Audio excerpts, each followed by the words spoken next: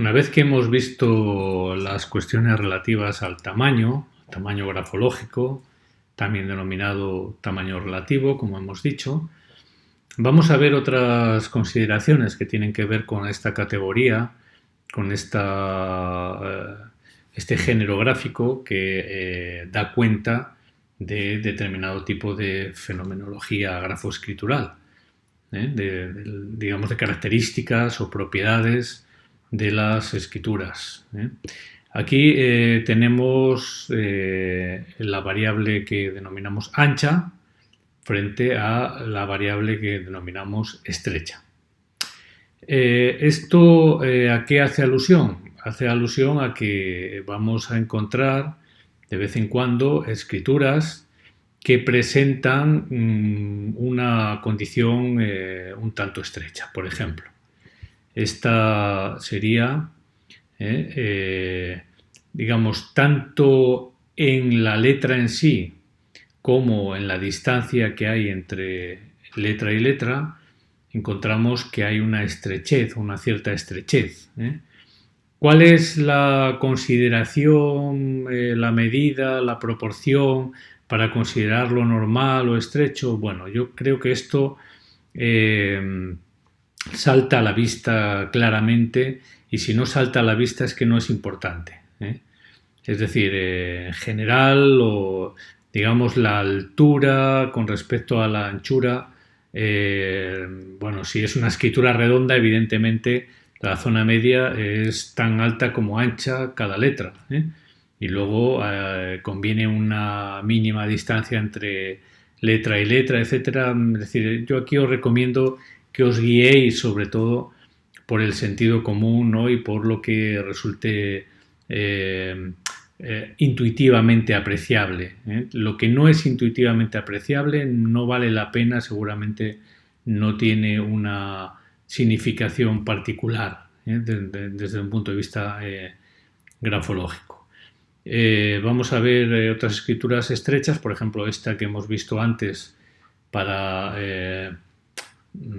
considerar el modo de medir el óvalo. Es una escritura clarísimamente estrecha. Fijaros que las letras son muy estrechas. Tienen una desproporción entre lo alto y lo ancho, que también corresponde, que ahora lo vamos a ver también, a la condición o a la variable que denominamos sobrealzada. Esta sería una escritura típicamente sobrealzada de la zona media. La zona media, como veis, tiene una desproporción, es muy alta con respecto a la anchura, ¿no? Hay una desproporción entre lo alto y lo ancho, que por un lado nos permite considerarla una escritura estrecha y por otro lado nos permite considerarlo una escritura sobrealzada de zona media. Bien. Vamos a ver alguna otra variable al respecto. Otra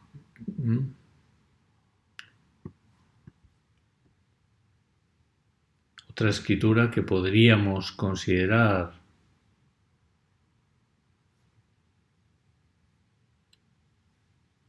bueno, aquí no sé por qué he puesto sobrealzada, pero no es una escritura sobrealzada. Bien, esta sería una escritura sobrealzada, no de zona media, sería una escritura que podríamos considerar un tanto sobrealzada en cuanto a las ampas.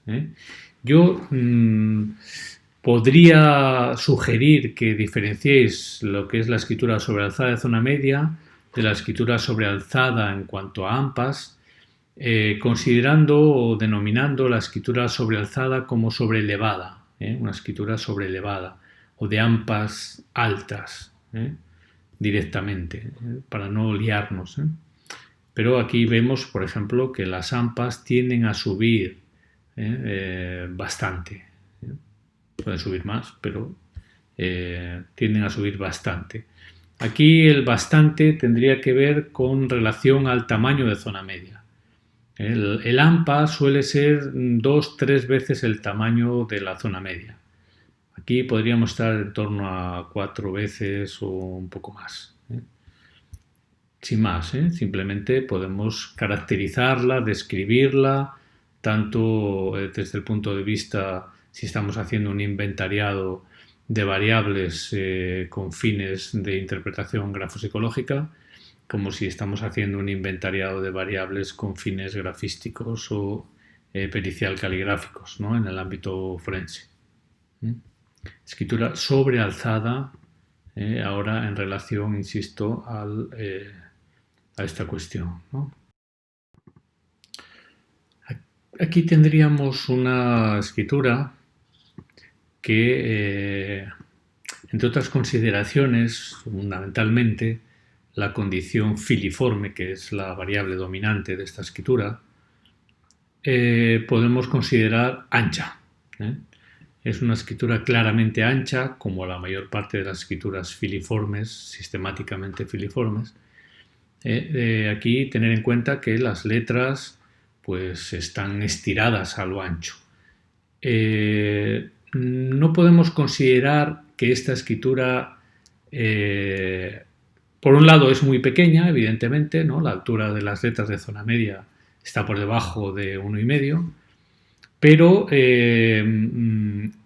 podríamos considerar que es una escritura grande a lo ancho en vez de a lo alto, porque es ancha, bastante ancha. La consideración filiforme ya subsume, por así decir, ¿no? Otras consideraciones con respecto al tamaño, de altura, de zona media y demás, ¿no? En todo caso, nos puede servir de ejemplo de una escritura ancha. Por cierto, es una escritura del cardenal Tarancón, que fue una persona que tuvo bastante relevancia en el ámbito político en España durante la transición a la democracia en su día. Vamos a ver aquí también lo que esta escritura de arriba podría ser un ejemplo también de una escritura ancha, un poco ancha, tampoco especialmente, pero tiende a ser ancha. En todo caso, podemos ver el contraste entre la escritura que aparece en la primera línea con respecto a la que aparece en la cuarta línea. La cuarta línea es una escritura más bien estrecha, no muy estrecha, pero más bien estrecha, y se puede ver que la extensión de la línea, que en cuanto a contenido dice lo mismo, es, vamos, casi, no voy a decir el doble, pero casi, que la cuarta línea. Por lo tanto, podemos considerarla o nos sirve de referencia para entender que es una escritura más bien ancha. Sobre todo, lo que quiero señalaros con esto es que el tamaño normalmente nos referimos a él con respecto a la altura de las letras de zona media, la altura de la zona media en sí misma. Pero también podemos tener una cierta consideración con respecto a la condición ancha o estrecha, porque también tienen que ver evidentemente con la cuestión del tamaño. Vamos a examinar ahora algunas escrituras, algunos fenómenos escriturales que podemos atribuir a la condición creciente frente a la condición decreciente. La condición creciente o decreciente es un fenómeno escritural que aparece o se refiere a la zona media, a la zona media de escritura, cuya progresión en el avance escritural de izquierda a derecha es progresivamente creciente en el caso de la escritura que llamamos creciente y progresivamente decreciente en la condición que denominamos decreciente. Entonces, esto es una irregularidad, aunque es una irregularidad que, no es caótica, no es arrítmica, sino que es progresiva. Vamos a verlo en alguna muestra de escritura.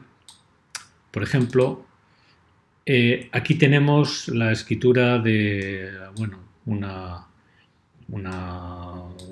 doctora en psicología que tuvo bastante predicamento, ¿no? En su momento en la televisión española, con un programa sobre sexualidad y tal. Y aquí vemos como, por ejemplo, la palabra Ochoa, de su apellido, o Elena, sigue una progresión de zona media decreciente. Aquí veis cómo, si trazamos unas líneas, veremos que es progresivamente decreciente. Por ejemplo, aquí se ve muy claro cómo la E de la primera E de Elena es más alta en zona media que la E segunda del nombre. Y como aquí, por ejemplo, la C de la CH de Ochoa es más alta de lo quizás de lo debido, ¿no? En relación a la altura que tiene el óvalo de Ochoa o la A. Entonces, bueno, además de otras consideraciones, pues esta sería un ejemplo de escritura decreciente. Es más característica, la más habitual, quiero decir, la escritura decreciente que la escritura creciente. Es más fácil encontrarla, más común. Como pincelada interpretativa, decir que en un ambiente gráfico positivo la escritura decreciente es característica de personas que tienen una cierta agudeza perceptual, una cierta habilidad para entender, para penetrar el sentido de las cosas, ¿no? Una cierta agudeza mental. Digamos, es una inteligencia especialmente orientada a la agudeza. Bueno, la escritura creciente, por su parte, es menos común que la decreciente y un ejemplo bastante elocuente y bastante visual puede ser esta firma legible de Gloria Fuertes, de la poeta Gloria Fuertes. Aquí vemos como el apellido Fuertes es progresivamente creciente. Fijaros, la primera E de Fuertes y la segunda E. Hay una diferencia notable. O entre la R y la S. Entonces, es progresivamente creciente. Se suele atribuir la condición creciente, la escritura creciente de tamaño, a una actitud ingenua, de una cierta candidez, de fascinación, ¿no? de ingenuidad también. Y bueno, pues ahí la tenéis como, digamos, la manera de reconocerla es este fenómeno, ¿no? Que estamos viendo, ¿no? De una zona media que crece de tamaño de manera progresiva. Vale, tenemos entonces creciente decreciente. Ahora vamos a ver también cómo reconocer la escritura prolongada y también la escritura baja. Escritura prolongada y escritura baja. La escritura prolongada es una de las características que hemos comentado en algún momento de la escritura de García Lorca, por ejemplo. Aquí vemos cómo las jambas tienen una profundidad grande, intensa. Fijaros aquí en la Y o en la P. Aquí. Vemos también, por ejemplo, en esta otra página de su escritura, que es más claro, fijaros, prácticamente ocupa casi 3 líneas, ¿no? No solamente es la Y, aquí vemos por ejemplo la G de conmigo, aquí la Y otra vez. Bueno, esto sería característico de una escritura prolongada, es decir, desde la perspectiva del tamaño, desde la perspectiva de las dimensiones, lo consideraríamos una escritura prolongada.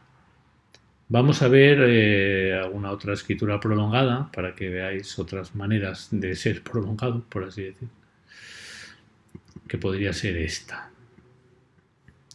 Entonces, aquí veis cómo hay jambas que son profundas, la P, esta otra P, esta, bueno, aquí esto sería un trazo inicial, no sería una jamba, pero vemos que procede también de la zona inferior. Digamos que el protagonismo de la zona inferior en cuanto a la presencia, a la actividad, al dinamismo del escritural, pues es grande. Por ejemplo, aquí vemos también otro trazo inicial, pues bastante importante, ¿no? En una M. Perdón, en una S. En una S. Sin. Sería la palabra sin. Esto sería una P, que también vemos que es prolongada. Y también, bueno, vemos que las mayúsculas presentan, y los trazos iniciales también. Aquí vemos, por ejemplo, la S de serenidad, ¿no? Como el trazado inicial, el rasgo de ataque, es muy prolongado y tiene una procedencia de la zona inferior muy profunda.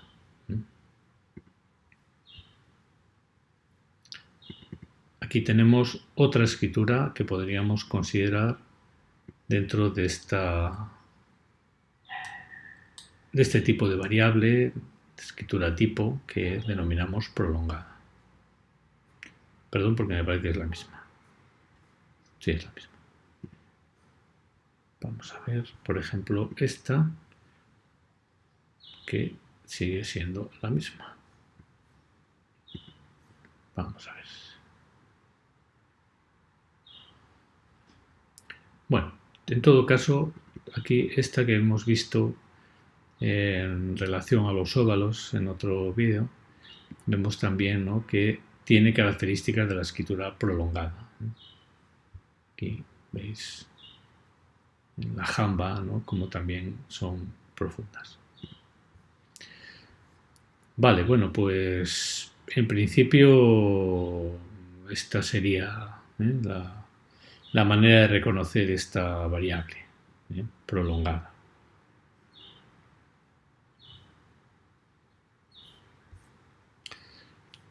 Bien, ahora vamos a ver también la escritura que denominamos rebajada.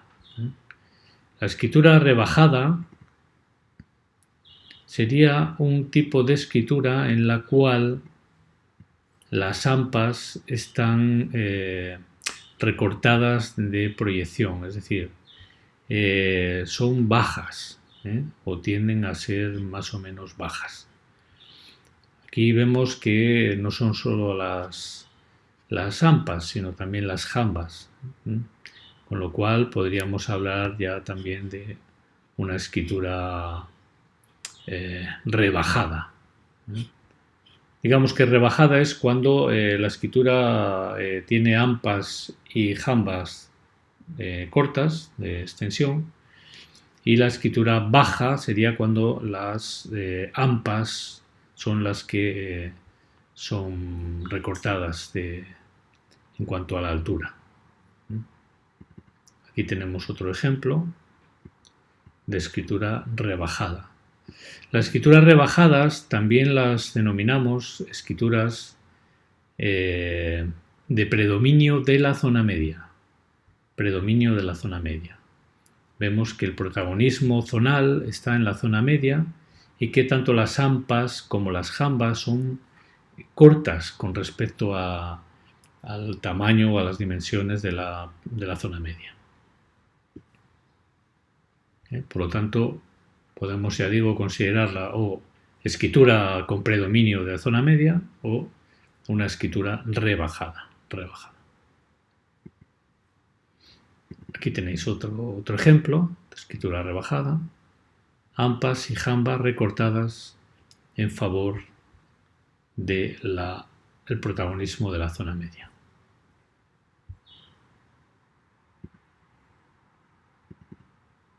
Otra más. Zona media, protagonista, y zonas superior e inferior más o menos recortadas. Las hay que son muy rebajadas y otras menos. Para eso tenemos la escala de Likert, acordaros, para modular o significar la intensidad que presente esa variable. Esta sería otra escritura rebajada con muy buen ambiente gráfico, muy buen perfil global, muy armoniosa, pero vemos que la zona media es lo que destaca. AMPAs y JAMBAs están recortadas y lo que vemos fundamentalmente, lo que lleva la voz cantante o la batuta es la zona media. Escritura de predominio de zona media o rebajada. Ahí tenéis otra, la misma cuestión. Aquí la firma presenta, sin embargo, para que veáis el contraste de variables, el contraste grafonómico que presentan texto y firma, la firma, aunque es legible y no lleva rúbrica, presenta una zona media muy sobrealzada, muy sobrealzada. Es decir, que aquí al autorrepresentarse se está gesticulando de manera sobrealzada, lo cual hace pensar que puede haber una cierta inflación respecto a la valía que el sujeto se otorga a sí mismo o a la autoimagen. Aquí tenemos otra, escritura rebajada. Son bastante comunes, las escrituras rebajadas, bastante comunes.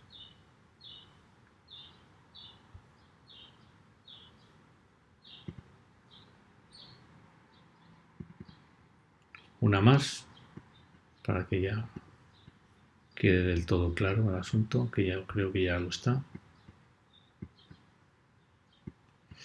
Aquí veis la escritura como presenta un predominio zonal absoluto de la zona media y que las zonas superior e inferior están atrofiadas.